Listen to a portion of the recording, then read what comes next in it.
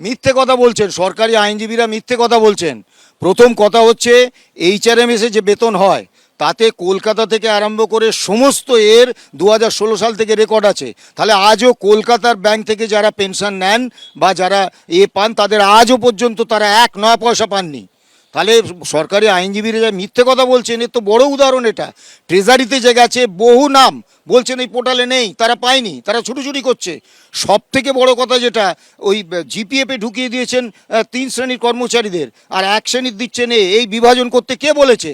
সব আর তার থেকে বড় বিষয় হচ্ছে যে সরকারি আইনজীবীরা অত্যন্ত কৌশলে চতুরতার সঙ্গে সত্যটাকে আড়াল করার চেষ্টা করছেন। সুপ্রিম কোর্টের রায়ও মানা হয়নি, অল ইন্ডিয়া কনজিউমার প্রাইস ইন্ডেক্সও মানা হয়নি। একটা মিথ্যে কাঠামো তৈরি করে সামান্য কিছু টাকা ছুঁড়ে দিয়েছে। যারা পেয়েছে 16 থেকে 19 পর্যন্ত তাদের যা প্রাপ্য তার 45% পেয়েছে। 45% দিয়ে রাজ্য সরকার দাবি করছেন আমি ওই পিরিয়ডে 100% দিয়ে দিয়েছি। এমনকি যে 4% ডিএ বাজেটে ঘোষণা করেছিলেন রোপা 2019-এ, সেটাও আজ পর্যন্ত সরকারি অর্ডার বেরোয়নি। আপনি ভাবতে পারছেন একটা সরকার বাজেটে মিথ্যে কথা বলছে? এই সরকারটা একটা মানে কর্মচারীদের প্রতি একটা প্রতারক মিথ্যেবাদী সরকার। এবং আমরা 6ই মে এই বিষয়গুলো আমাদের আইনজীবীরা মহামান্য সুপ্রিম কোর্টে তুলে ধরবেন। 6,000 কোটি টাকা তো নয়, একসময় রাজ্য সরকার কি বলেছিল যে 40,000 কোটি টাকার ওপরে এই ডিএ এরিয়ার হয়ে গেছে। তাহলে 6,000 কোটি টাকা কেন?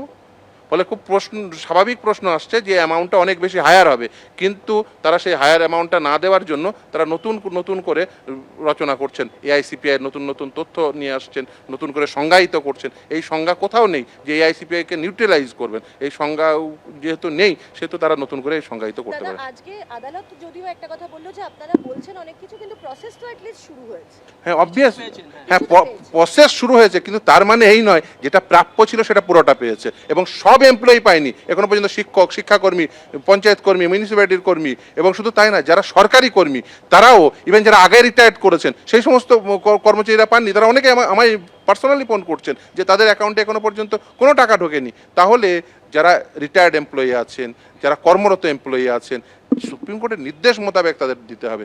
নতুন করে আপনি স্টেট গভর্নমেন্ট নতুন করে নির্দেশ লিখতে পারেন না। একদমই পাইনি 25% এরিয়ার দিয়ে পাইনি। শুধু তাই না, যে হারে এরিয়ার দিয়ে এটি হিসাব করতে হবে সেই হারে এরিয়ার দিয়ে হিসাব হয়নি। সেটাই তো আমাদের মূল গ্রেভান্স। তার কারণ হচ্ছে যেখানে রোপা রুল 2009-এ নির্দিষ্টভাবে সংজ্ঞায়িত রয়েছে যে কিভাবে ডিএ দিতে হবে এআইসিপিআই অনুযায়ী 1982 = 100, 536-কে বেস ধরে সেই বেসটাকে অল্টার করা হয়েছে, 536-কে 605 করা হয়েছে, যেটা করতে পারেন না।